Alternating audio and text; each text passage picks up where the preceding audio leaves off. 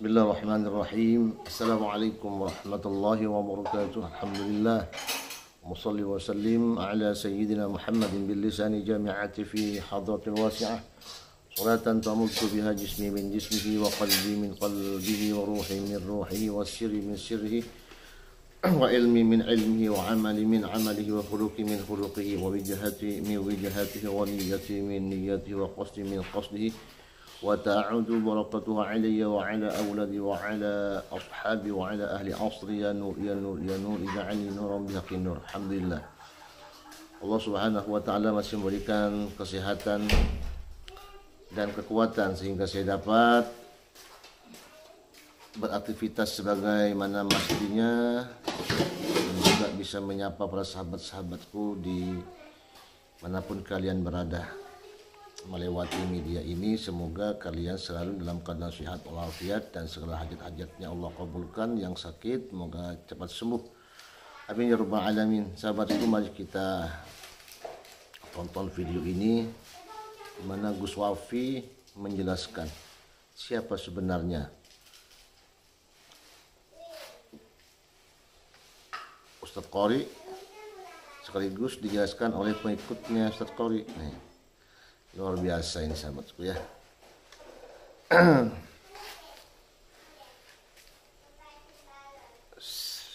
Selamat untuk menonton. Nah, jadi Mas Jaki dengan ada di barisan para habaib dan menceritakan semua yang beliau alami selama ada di barisan Tengku Qori dan kawan-kawannya, alhamdulillah, berarti Allah memberikan hidayah dan ma'unah bahwa Mas Jaki saat membela Qori itu benar-benar ikhlas. Demi Allah, saya tidak ada paksaan ataupun apa, saya hanya lihat scroll dari TikTok merasa kasihan dengan ulama ditinggalkan tadinya. Tapi ternyata sekarang posisinya waduh jauh panggang dari api itu semua. Begitu teman-teman ya, alhamdulillah, semoga beliau tetap istiqomah dan tetap berbuat baik dan tetap selalu husnudzon. Meskipun Mas Jaki sudah tidak ada di barisan Tengku Qori, tapi jangan sampai kemudian Mas Jaki mencaci maki, menghina. Janganlah dengan menceritakan cerita tentang Tengku Qori saja kita sebenarnya. Saya sempat waktu itu training hati saya terkait masalah Tengku Qori curhat, dia ditinggalkan, dia dipersekusi, dia tidak ada yang menolong. Kalau tidak salah itu di rumah Fakura Qobah, boleh dicek di TV-nya Korkum Alawain, boleh dicek. Itu saya tanya untuk Gus, saya belum tahu Qori siapa, yang dibela siapa, abah itu gimana. Berangkatlah saya ke Bekasi dengan niat dan ucapan guru saya pernah bilang, siapapun itu, apalagi ulama, berangkat bela, bantu. Saya berangkat ke sana, Gus. Sampainya di sana saya di rumah Tengku Qori. Di situ emang ada masukan ke saya begini. Alhamdulillah saya ketemu sama rekan-rekannya beliau juga di sana. Dan ternyata apa yang saya lihat, saya benar menyadari apa yang telah terjadi. Benar, kasihan juga melihat. Ya, tapi sempat saya juga ikut menghujat, mencaci para baik, ya, karena lihat daripada video-video tersebut. Oke, saya lihat, saya benar-benar ternyuh karena jiwa nasionalis saya sebagai pribumi melihat ulama-ulama Nusantara dan bicaranya kan begitu. Alhamdulillah setelah sampai di sana, tapi anehnya Tengku Qori ini sempat bilang ke saya, Gus, jangan terlalu mencaci, jangan terlalu menghujat, karena kita belum tentu nasabah Alawi ini benar terputus apa tersambung. Nah, itu yang jadi beban pikiran saya. Apa ini saya salah duduk di, nah makanya saya cari kebenaran. Berarti Tengku Qori sempat meragukan apakah habaib ini tersambung atau tidak ya? Betul, itu. Makanya saya dari situ tidak mulai mencaci lagi. Oke. Saya mulai berpikir, alhamdulillah saya ada tugas ke Lombok. Nah, disitulah saya dapat hidayah. Ternyata saya selama ini, anak saya namanya Rehan Eka Bersama, mesantren di Habib Hasan Al-Atos, Epang Bogor. Cucunya Keramat Epang Bogor, itu saya lihat keluarga. Apa yang dia jawab? Apa yang dia tanyakan? Abang tahu posisi ayah di mana? Ya, abang tahu. Abang suka ikut TikTok ayah. Cuman abang bukan ayah. Ayah silahkan jalan ayah.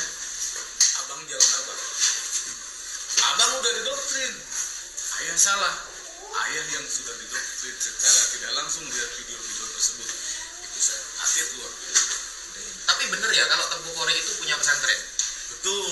Muridnya tidak ada. Waktu saya di sana Adanya pesantren, muridnya tidak ada. ada satu orang. Oh, ada satu orang. Alhamdulillah ada satu ya. Iya, makanya dia merujuk ke teman-teman supaya nanti Bawa santri. ataupun mau niat tulusnya sih bagus. Kalau untuk yatim piatu dia akan gratis sekali. Itu betul. Cuman saya berpikirnya begini, Gus. Apa salah?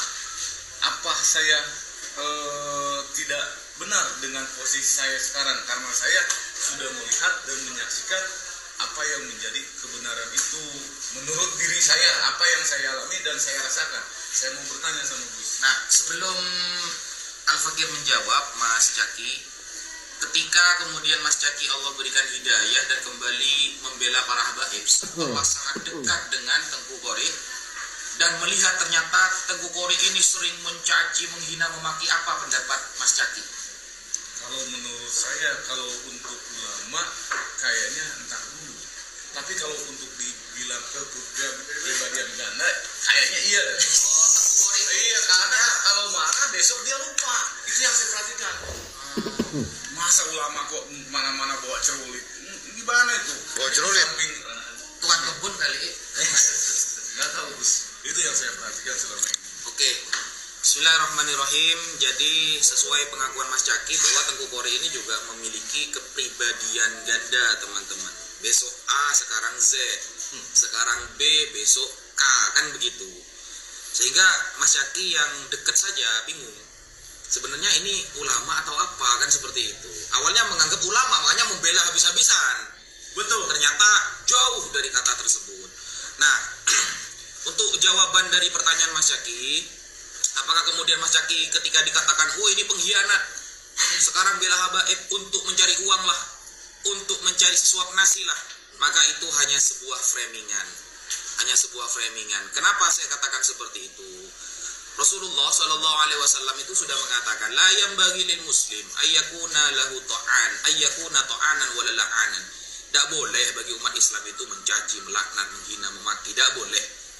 Sehingga Rasulullah itu mengatakan paling afdolnya seorang Islam ketika dia man salima muslimun min lisanihi wa yadihi, menjaga perasaan hati sesama umat Islam dari kezaliman lisannya dan dari kezaliman tangannya.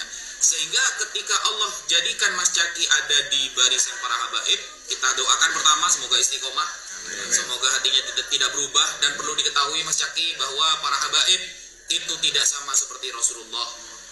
Hanya Rasulullah yang Allah jamin terjaga dari dosa. Jadi kalau semuanya kumpul dengan para habaib, mungkin ada yang sedikit berbeda sifatnya, wajar. Kita manusia biasa, gitu loh. Ada habaib yang tokoh ulama banyak juga seperti itu. Jadi jangan kemudian nanti Mas Caki loh, habaib kok begini, karena memang tidak ada kemudian dalil yang menjelaskan habaib itu suci dari dosa, tidak ada. Nah, tetapi kalau nasabnya yang dibahas, maka tunggu dulu. Ketika kita memasrahkan sebuah urusan kepada para ulama yang ahlinya, itu bukan kita fanatik buta, tapi justru itu jauh lebih selamat. Sama ketika kita sakit gigi, bukan datang ke tukang tambal ban, hilang sama mulutnya nanti Mas Caki. Ya, tapi datanglah ke dokter gigi. Nah, jadi Mas Caki